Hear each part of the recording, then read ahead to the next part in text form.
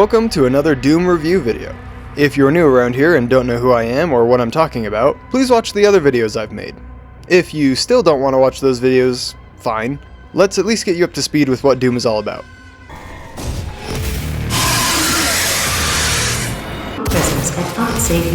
Now that we're all caught up, let's get into this medieval shooter. Quake is a medieval shooter where you shoot hordes of demons with a nail rifle and shotgun. Doom: The Dark Ages is a medieval shooter where you shoot hordes of demons with a nail rifle and shotgun. Wait, what? Oh, my bad. Doom is a medieval shooter with a shield, allowing you to become the cool version of Captain America. Starting with the graphics, I mean, you have eyes, right? I feel like I've made enough jokes about how hard these people work to make these games just blow your tits off, so I'll make one more. There is so much detail packed into each level that it's surprising Hugo Martin isn't on cleanup detail for all the dead employees they have after crunch time. The artists worked so hard they finally had to state they are drawing the line at 60-hour work weeks. Okay, who wrote this shit? Seriously though, there is a lot to love here. Nothing looks bad or out of place, and if you take the time to look around, even in some of the bigger levels, you'll find some pretty cool stuff. The only minor gripe I have is that all the ammo is colored the same. Half the time when I'm in the heat of combat, I can't tell what ammo type is across the field because it's all just a blur. Having different colors for the ammo would help, but ammo really isn't that important in this game, to be honest. And finally, the scale of the Atlan Titan is super off. Like, one moment they are big enough to have someone in the palm of their hand, and another they are the size of the Empire State Building. Though I don't care too much about that, since it's fun. And I get to recreate my favorite moments from Godzilla. For those that don't know, Bethesda took our favorite music creator, Mick Gordon, and took him out behind the shed to gun his ass down. We lost Mick Gordon, but Andrew Hulsholt, who held the mantle for Eternals DLC, did a great job and kept up the good name of Mick Gordon in Doom. So why did they outsource the music of the Dark Ages to another company? I have no fucking clue. While the music isn't bad, it just isn't as memorable. The general sound is great and fits the theme, but while listening to it, I'm not going to think to myself, oh hell yeah, BFG Division, or Rip and Tear, or The Only One They Fear Is You. That's not to say that there aren't tracks that go hard, because there are, but they are just too few and far between the rest that, unfortunately, everything just sounds generic.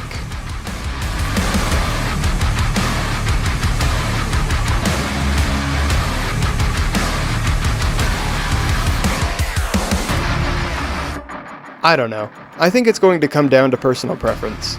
I like the way it sounds, but I wish we had more heavy hitters that just knocked my socks off, like how I knocked the arms off these demons. This is Henry, by the way. Speaking of gameplay, the general loop is basically the same. You jump into each level with the intention of killing everything in it, searching for secrets, and finding upgrades. While I would say that I still enjoy the general loop, this time around, there are a lot of points to talk about. For starters, the speed.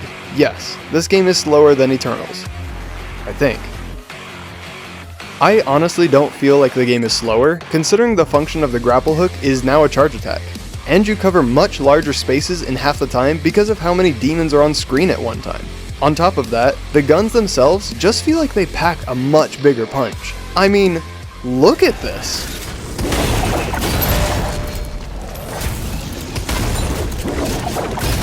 The devs said they wanted to make you feel like a tank as opposed to a fighter jet, and they succeeded.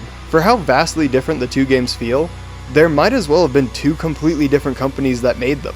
Instead of shooting and dodging, the idea is to shoot and parry or block. Projectiles move much slower than before, allowing for it to feel more like a bullet hell situation until a green attack comes where, if you time it right, you can parry the demon's attack, dealing damage and building your melee charges. There is a strong focus on melee this time around too, with 3 weapons to choose from.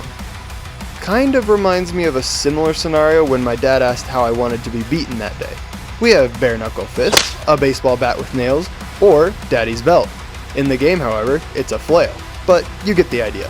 They have their own bonuses, charge rates, damage, and animations. Although one step back is that they got rid of execution animations. It was a problem of pacing when players would execute each enemy with a similar animation again and again in this game, and yeah, I can see how it would become a problem with the amount of demons on screen. technically they still exist if you do a jumping finisher. Not every demon has this, but I tried to do it as much as possible because they were usually fun to see. That being said, it was a good call to do it this way. It makes me wonder if there might have been a middle ground to strike with this, like maybe standard executions are only triggered by a particular button, or when jumping, or maybe when you use a certain gun and get a headshot. I don't know. I'm just trying to help you, Hugo. As for the exploration, I think it's fine. Not terrible, but not great. There is a video by Second Wind that dives into some things worth talking about, but one point I really thought was worth mentioning was the similarities of God of War's Leviathan axe and the shield. In God of War, there are plenty of exploration puzzles where you throw the axe and then must keep it there in order to engage in combat or mix it in with the area in order to get something a bit more unique. Doom has a similar puzzle type, but from what I can remember, only used the same idea once, where you had to keep the shield in a secret door but still had to fight demons in order to get to the other side. I remembered it because it was really cool. I just wish something similar was used more often.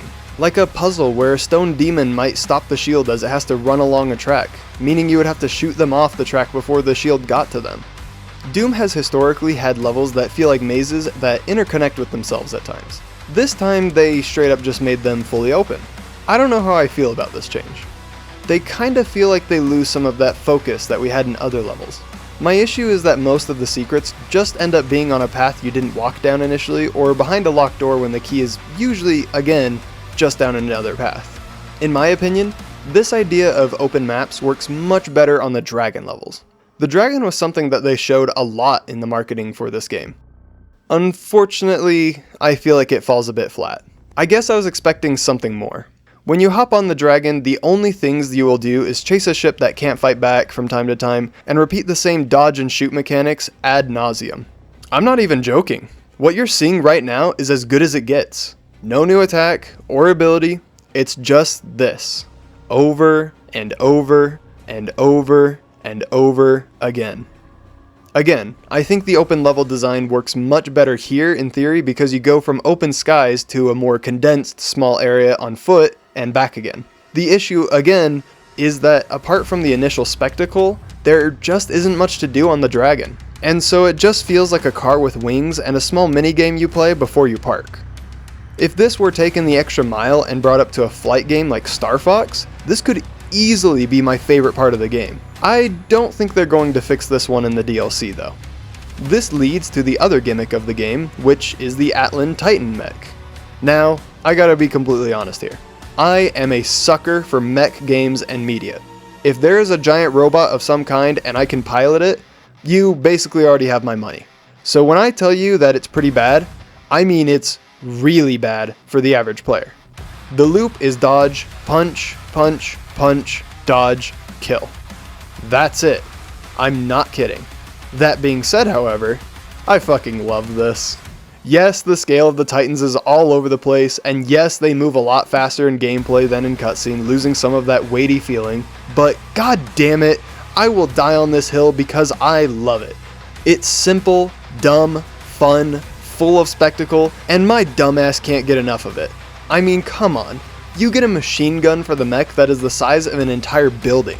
The bullets are the size of a middle-class apartment, and you're going to tell me you don't find any value of any kind during these missions? There is a lot of room for improvement. But Hugo, my man, it doesn't take a lot to get me hard when you let me pilot a giant mech.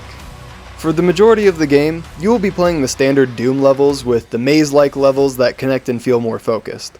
I need to rant about something real quick because despite these levels clearly being the best with the most polish to them, why the fuck can't I fast travel? I didn't think this would piss me off so much, but holy shit!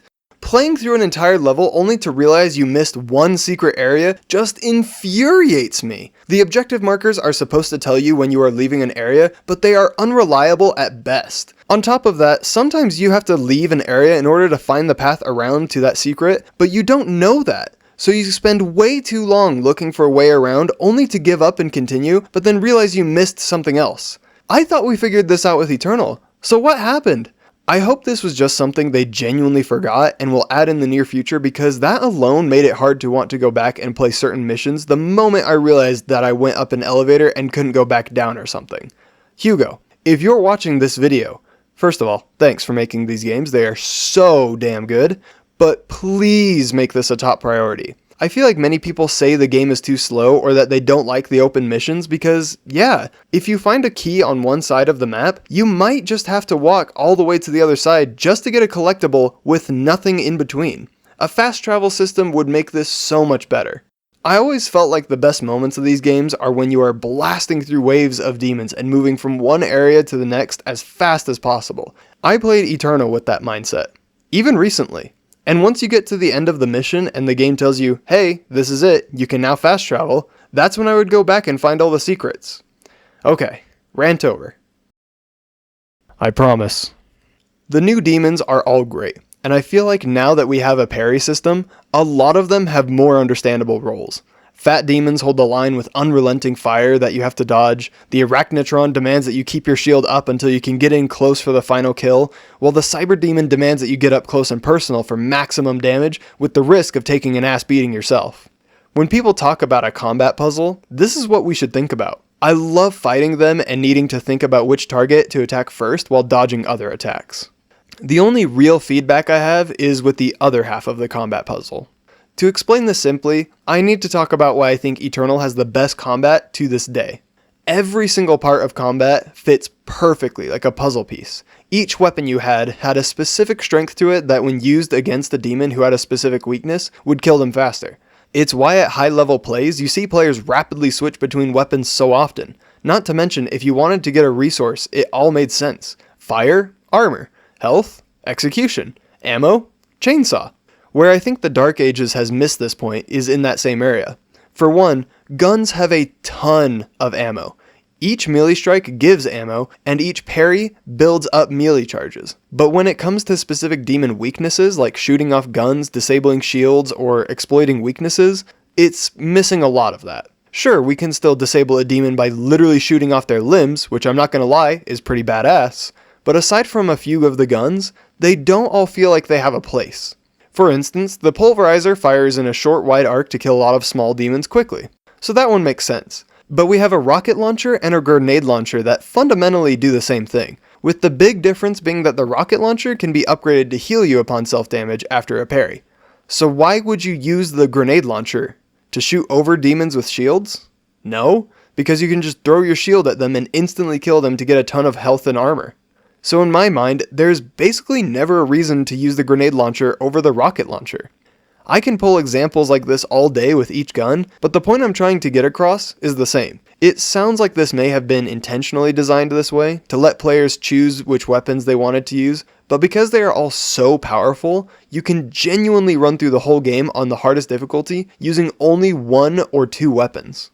This isn't the biggest problem, however, since if you replayed Doom 2016, you'll know that it has a similar problem. I think here it just stands out more because we had that perfect system from Eternal, and we all expected it to at least come close to that level. It just feels a bit undercooked. It doesn't feel as much like a combat puzzle and more like kill everything as fast as possible in order to succeed. As it is right now, if the solution to most situations can be solved with the shield and super shotgun as fast or faster than using other guns, I feel like we made a mistake. Maybe this could be resolved if we didn't get near half ammo every time we engage in melee. I feel like I have to reiterate a bit. Otherwise people might think that I hate this game like many other major outlets or influencers might tell you. For the money and time that I spent here, I'm still having fun. It's not better than Eternal in my opinion, but I'm still excited to go back and replay it for extra challenges or just to relax. The gameplay is fun, and that's what really matters. It's not masterfully crafted like before, and we are still missing a lot of things like some extra challenges, milestones and rewards, cheat codes, and master levels, but we got the longest Doom campaign so far, with new guns, a new way to play, and great difficulty customization options. I'll be playing this a lot over the next few weeks, and waiting until they release more content, but for now, I'm happy. It's time to talk about the story, so I'll let you go to the timestamp if you want to save yourself from spoilers. It's actually not bad this time around, but you're still mostly saving yourself from the spectacle of certain events more than you are of the actual story. Alright, quick recap of what happened before this game.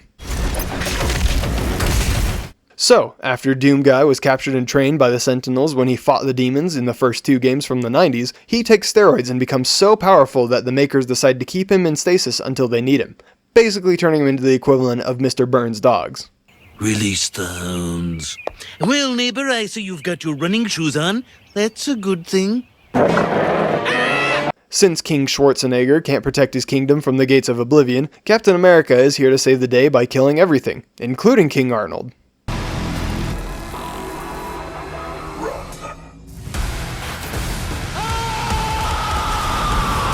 The Prince of Hell, also known as Chuck Cluckington, wants to find the heart of Argent so he can catch it in a demonic Pokeball and evolve to the next level. Unfortunately, the king blows up the vault it's kept in and flies away. This makes Chuck slightly annoyed, so he attacks the Sentinel City, only to learn that the actual heart of Argent was in the king's daughter the whole time.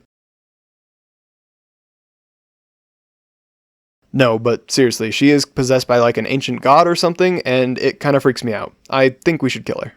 Hellraiser sends tentacles to attack another Sentinel base and kidnaps the girl before we can stop him. Somehow, the king survived, but forgives us because he needs us to revive a huge monster so we can follow it to where his daughter is being held.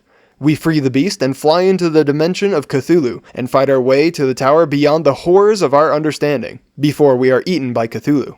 Doomguy is a badass, so he just punches Cthulhu in the heart, killing him.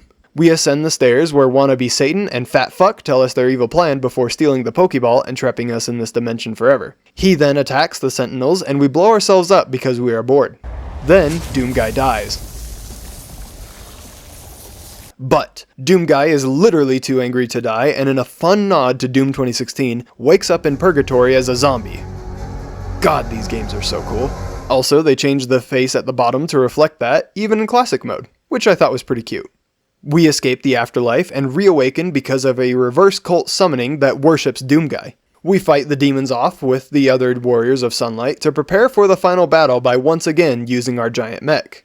Dad, is it finished yet? However, because we ain't no bitch, we leave the mech to fight Dracula one-on-one just to show how cool we are. He kills our pet dragon, making Doomguy very angry, so he goes Super Saiyan and beats the living shit out of Azeroth. Unless you are me and die 5 times. Chuck escapes, and so we go with the scary lady to kill him in his own castle. We are the knights who say, no. Which, at this point, you should know we do, easily. If you haven't figured it out yet, Doom is a horror game, and we are the monster.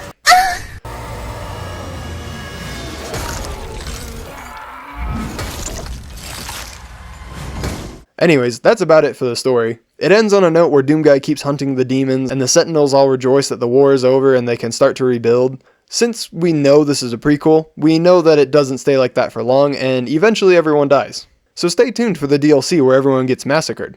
They kept it more self-contained and straightforward. Not that any of these games are that hard to understand, but I'm glad that they are finally starting to figure out how to make something more interesting. I really enjoyed this game. The entire time I was playing it, I felt like it was supposed to be a Quake reboot at one point. I mean, they literally give you a nail rifle and a super nail rifle. If anything, it shows that the art style works. Despite the flaws that this game has, it hasn't stopped me from 100%ing this entire game. As of the time of recording, I have all of the achievements, and I started 2 other playthroughs on Nightmare and Pandemonium. I highly recommend this game and hope that more people give it a chance. It's a fine game for the money you spend, but I admittedly want and expect more. Too many people were hoping for it to be Doom Eternal 2, but I think if you play this game as its own separate entity, you'll find a lot to love. Either way, this will be the most controversial Doom game in the series. That's about it this time. Subscribe and hit the bell for more videos like this, and let me know what games you want me to cover in the future. Thanks for watching. Have a great day.